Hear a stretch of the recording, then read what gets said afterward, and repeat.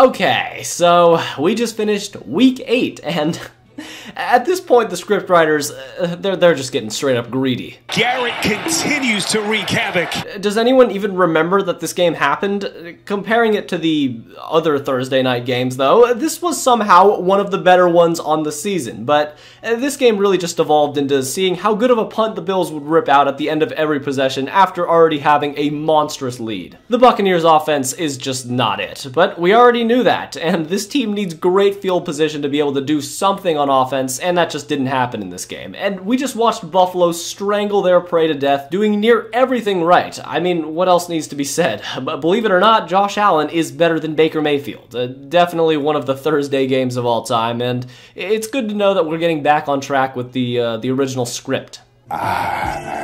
Who watched this game? And why? The Giants had -9 net passing yards. And they should have won this game. To skip over the biblical amount of punts in this game and get right to the meat, the Giants had every opportunity to win the game, as Zach Wilson and the Jets offense did their usual shenanigans, and even without Waller and Tyrod Taylor, the Giants were in prime position on 4th and 1, with time winding down to either hand the ball off to your only live source of happiness, or send in Graham Gano. I'm not saying there's a right or wrong answer here, but, you know, Graham Gano is injured, so that's a thing. And also, the Giants are just masters of throwing games away, so not only did they give the game right back to the Jets, missing the field goal, but they allowed Zach Wilson to throw a forward pass. I mean, can you imagine that? And they forced overtime. How? And in just a bizarre scenario, I firmly believe the Giants should have actually deferred in overtime, because no way in they were scoring a touchdown, but whatever. They probably have some genius play call dialed up and 3 screen passes. Then the Jets got a walk-off field goal. Game over. You know, now, riddle me this, Batman.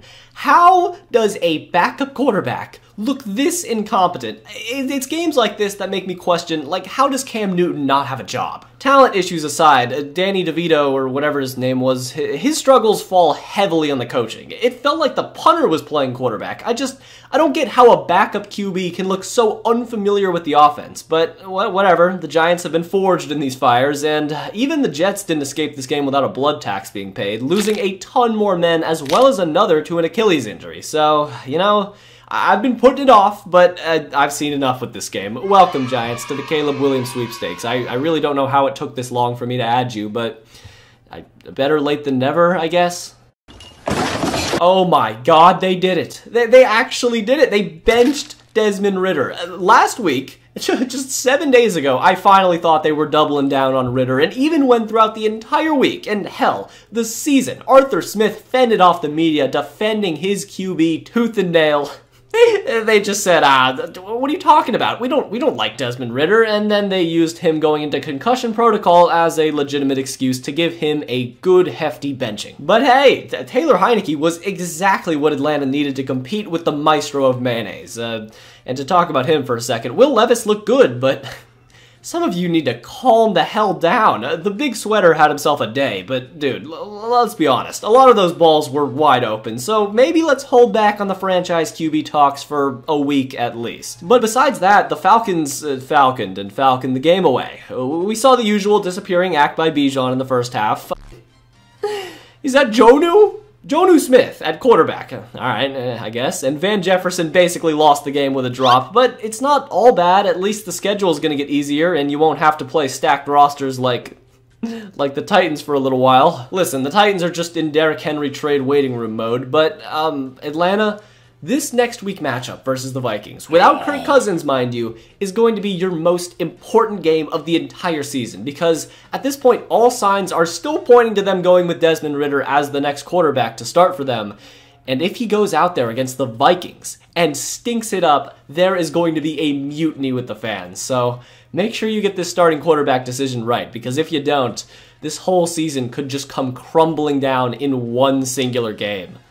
Well, the Cowboys did the thing again. Every 3 weeks or so, this is just how it is. They're gonna crush a team so badly that the game ends in the first couple of minutes in the first quarter morale-wise. There was quite a bit of noise about Sean McVay's head being a little too focused on celebrating his sex that he wasn't all the way invested in this game, and to be honest, I didn't believe any of it until the game actually began, because this was just not a well-coached game whatsoever from the Rams. The execution was awful, Stafford died, and all of a sudden, even a wild card position seems like it could be a bit of a far-fetched idea for this team. It really felt like the Rams just weren't ready for this game, but, I mean, you got CD'd, and not much you can do about that. It happens from time to time.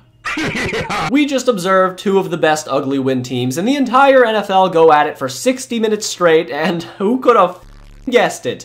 But this game was ugly, and the Jaguars pulled off yet another very, very unconvincing victory. Look, as we know, the Steelers are still just a mess. Minka got shot from the stands early on, Kenny Pickett went out as well, and Mitchell Trubisky was playing quarterback. Oh, and with Matt Canada still being alive, the offense, shockingly, did nothing. It sucks because this really could have been a game to set a standard for the Steelers' expectations for the rest of the year, but you know, actually, that's exactly what happened. The Steelers are probably just going to collapse and finish behind Baltimore, Cincy, and hell, maybe even Cleveland at this point. And meanwhile, Trevor Lawrence continues to be mediocre along with the rest of the offense. This game was a defensive battle between two great but injured units, and I used to be a believer of the narrative that says, oh, the Jags are going to be a terrifying team when the offense puts things together, but like, it's week 8, and the only things we've seen from this offense have been injuries to key players and disappearing acts from Ridley from time to time. But, you know, maybe none of that matters, because the Jaguars have damn near already clinched a playoff spot with how the rest of their division has been playing. I worry how many of these ugly wins can they pick up before the floodgates of losing just completely open up.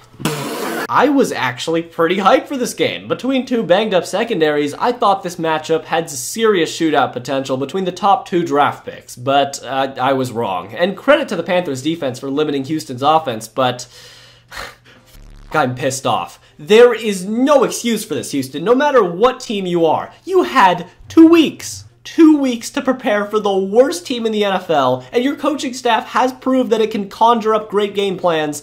And to go out there and have this performance,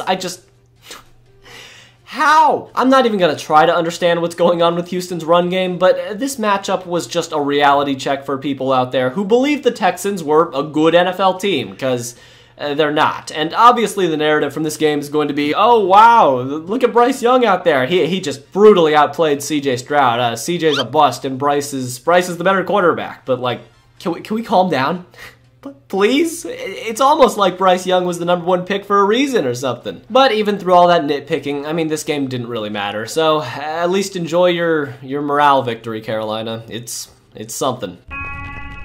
Damn, I guess the Commanders just have the secret formula to almost beating the Eagles. I mean, they stopped the f***ing ass shove or whatever. That's pretty crazy. This was just a confusing game all around. On one hand, the Commanders can use the refs, the defense, and a rough start to Emmanuel Forbes' career as scapegoats to this loss, but maybe like their loss to Philly a few weeks ago, they just don't have enough firepower to beat the Eagles even when they're playing at near their best. Bad teams just make mistakes, and the Commanders made way too many on Sunday. I feel like Washington just has this innate ability to craft up a blown coverage at the worst possible times, and add that onto the aforementioned casual ref ball and another terrible sequence to end the game with 2 drops by Terry McLaurin on, yes, underthrown balls, but that altogether is just not enough to match up with this juggernaut in green. You fought hard, Washington, so you get a golf clap for even coming close to beating Philly, but I guess what you learned from this game is that Sam Howell still isn't the biggest problem on this team, and as long as you can get him some adequate O-line play, then he'll be good to go. And don't worry, rest of the NFL. Eagles look good again, but the Nerf hammer is coming, so just know that. Also, a little something to add here. After the trade deadline, Washington just shipped off Chase Young to the 49ers, and Montez Sweat went to the Bears, so I guess they're blowing it all up. Respect to the commitment to the tank, Washington, and good luck on your future endeavors. Well, this was just the most predictable game this week. You put in a valiant effort, New England, but unfortunately for you, Tyreek Hill. What else is there to say? At least things have slightly improved over the last few weeks, New England, but the Dolphins just continue to do Dolphins things, and even with a smorgasbord of injuries, they ain't slowing down against terrible teams whatsoever. Nothing more shall be said. You knew this was coming, Patriots fans. Come on, let's be honest. Damn, who the hell injected Kirk Cousins with Patrick Mahomes' DNA? This man is balling out of his mind, and then, okay, there goes his leg. Alright. So that sucks, and this is going to continue to be another domino falling in the nightmare of a season for the Vikings in terms of their future success, because unless Jaren Hall is something special, immediately it's a wrap for the season in Minnesota. Oh, but wait, hold on. Here comes Joshua Dobbs, fresh out of the desert, and he is here to lead the Vikings to the playoffs. You're saved, Minnesota. You're definitely saved. Yeah, I mean, at least you didn't just completely give up on the season. But speaking of giving up, Green Bay. You guys, I mean, this tweet from good old Tom sums this game up pretty well. It's a mess. All of it. No positive energy whatsoever surrounds this team. The Packers just got mauled by Minnesota, and it could have gone worse. Just find a way to fix Jordan Love, please. Because if he's not fixed by the end of the season, you have no choice but to try to find someone else or just accept mediocrity for a second straight year. And, you know, maybe LaFleur is getting closer and closer to that hot seat. You never know, because something needs to change, because this is just some unwatchable football. Well, leave it to the Colts to make the Saints offense look mildly passable as a unit. Like, it was actually incredible how bad their secondary was. It would have been better to drop a wet towel on the field than have Tony Brown out there in coverage. I mean, at some point you just have to respect this talent. It is difficult to be that bad at your job. There's not much to take away here other than the obvious. When the Saints O-line holds up at a passable level, Derek Carr looks like a passable quarterback. New Orleans just continues to be a team that can't beat good teams, but will take care of bad ones. And even with that, I will give credit where credit's due. I have been chomping down on the Saints over these last couple of weeks, but for how bad they've been, they're tied for first in the division, so we might actually have to watch the Saints play in the playoffs, so there's that.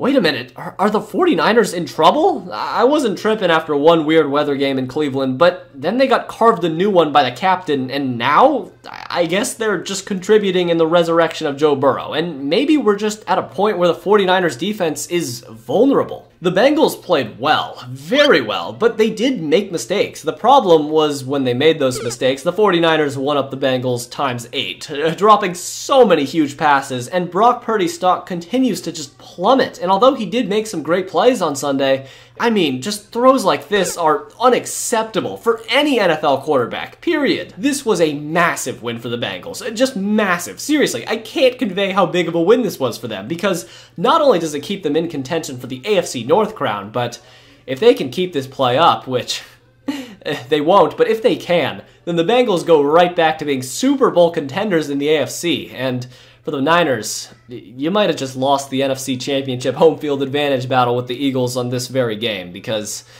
this can't keep happening. Yeah! Woo! Yeah, the streak is over. The Chiefs, they lost to the Broncos. Sean Payton's a genius. The defense is unstoppable. Russell Wilson for MVP. The Broncos are going to the playoffs. The Super Bowl is already decided. Yeah, honestly, I don't know how this happened. Mahomes' flu game fantasy didn't play out in real time, and very sneakily, since the Miami Massacre of 23, Denver's defense has picked it up a ton. I guess cutting the cancers of Frank Clark and Randy Gregory somehow did something, and along with Russ chefing it up with his dink and dunk bag, hey, Denver might not be the 28th worst team in the NFL. The Chiefs just looked sloppy. It really didn't look like the classic Kansas City football that we've been used to over these past couple of years. Mahomes was flustered and the defense bent and broke, but somehow they still could have won this game if they didn't also muff this punt, and if Sky Moore didn't suck ass. Maybe this is a different ball game. Once again, not even a little bit concerned for you, Kansas City, and I'll say it again and again and again. You get one of these games. You get one loss to a bad team. You will not let this happen again. Holy Jesus. I mean, early on it was looking like a blowout, but this is what the Seahawks do. They love to take their foot off the gas. But We knew that was going to happen. The most concerning part of this game for me was Geno Smith. The guy was really off again on Sunday. I know Cleveland's defense is just ungodly, but his reads were just off. And if this isn't just a Cleveland defense thing, Geno might just cost the Seahawks down the road versus a real contender in the playoffs. I mean, hell, he almost threw the game away himself on their game-winning drive. And although the Browns had P.J. Walker again, Seattle gifted them opportunity after opportunity to win this game. And hell, if they didn't just drop this potential pick six, the Browns could have walked away from Seattle with a 3-0 record under P.J. Walker, but that would have just been too good to be true. And instead, the Browns walk away from Seattle, losing a game that they were supposed to lose. So, there's no shame in that in my eyes. Did you know that this game even happened? Because the Cardinals without Kyler, I mean, it's getting to the point where I'm genuinely considering just doing a bit where I skip every Cardinals game on purpose. Turns out the Ravens still aren't frauds. Lamar can throw a football from time to time, and in return, the Cardinals received a slow, agonizing, torturous beating. Things got so bad that the Ravens fans' main concern with this game were the announcers. The announcers. Yeah, that sounds like a pretty nice problem to have. Just bring back Kyler, Cardinals fans. Do it. You are losing fans at an alarming rate. If he doesn't come back, there literally is not a single reason to watch a Cardinals game for any reason other than the other team. How did this end up on primetime? I don't get it. Tyson Bagent? Are we serious? Let's just collectively agree that this game never happened and wipe it from our memory, because the Chargers just enjoyed a nice bye week where they used the Bears as a target dummy to test new offensive schemes and enjoyed Austin Eckler coming back and doing Austin Eckler things. I just... I didn't like watching this game as a Raiders fan. You know, I really thought maybe the Bears were actually not terrible, but boy was I wrong. Woo, yeah, alright. You guys ready for some more Raiders football? Oh, I'm excited. I'm sure you are too. And wow, the primetime games this week really just decided to expose the league's worst. I'm not sure I've ever seen a game as close as this one scoreboard-wise, while also just being a complete blowout. Jimmy G, man. After like 4 injuries this season alone, the man has just fallen off of a cliff into a bed of spikes. His talent and IQ is just shot, and we are quite literally wasting 3 of the best players at their positions in the entire league this season. Just free them, please. They really deserve it. Max Crosby was the best player on the field when he was out there, and his all-pro season is just going to rot away on this sorry excuse for a franchise. Besides that, shout out to Jahmyr Gibbs for giving me Jamal Charles PTSD for the entire game, and we did the usual dropping passes and missing opportunities all game long, only to run it back with this f***ass McDaniels next week. Kill me. But wait, before we go, it's time to turn to you, the audience, to see what you thought were the best and worst highlights from Week 8. So, it's time to bring on the Tubfrog Discord Awards, and if you want to be a part of this whole voting process, join the link in the description for the Discord, and I post polls every Monday night, so you can go vote there. But with that, you chose AJ Brown's Odell impression as the best play of the week, edging out Will Levis. Pause. And the best game of the week wasn't even close to you guys. It was Eagles-Commanders. They won for the 2nd time this year, too, which is pretty insane. And the best individual performance was also not even a little bit close. So Will Levis damn near got every single vote here. Then the worst team performance also... holy f***. 32 votes for the New York Giants. I mean, come on, they almost won that game, but alright, who am I to question democracy? The worst individual performance was also pretty easily my man, Jimmy G. Yep. Then you guys, in a very controversial vote, said that your favorite brass instrument was the trumpet. Wow. I can't believe the tuba disrespect. It's real. Anyways, if you like this video, then subscribe. I got a lot of videos on the channel just like this one. And if you like this video, then watch this video right here I just did on the Miami Dolphins and every quarterback to come after Dan Marino. It's pretty good, trust me. And here are all my Patreons on the screen. Thanks to all of you for supporting me. And anyways, until next time.